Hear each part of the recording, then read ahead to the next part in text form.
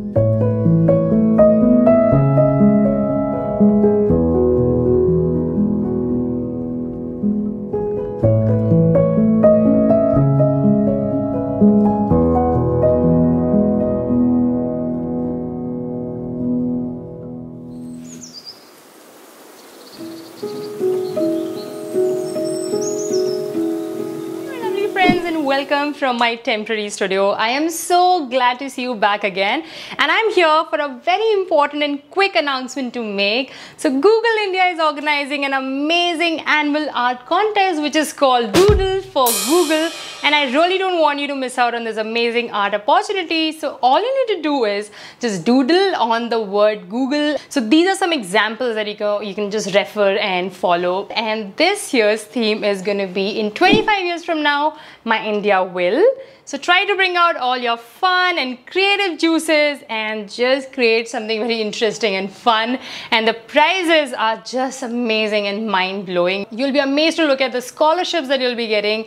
At the same time, the National Winners Doodle is going to be featured for 24 hours on the main Google India's page, which is so amazing. So yeah, do give it a try. And I'm so humble and grateful that this year I'm also amongst one of the judges for this contest, and I really wanted you to participate. And these are few important information that you can keep in mind, that this is only for Indian students from class 1 to 10. The last day for submission is 30th of September, so don't miss this out. I know आपके दिमाग में भी बहुत सारे questions होंगे, queries होंगे, उन सबको answer करने के लिए मैंने एक link डाला हुआ है अपने description box में. You'll get all the form submission and everything is there. So do enjoy and give it a try. And I wish you all the very best, and I'll see you very soon in my next video. Till then, take care and thanks for watching.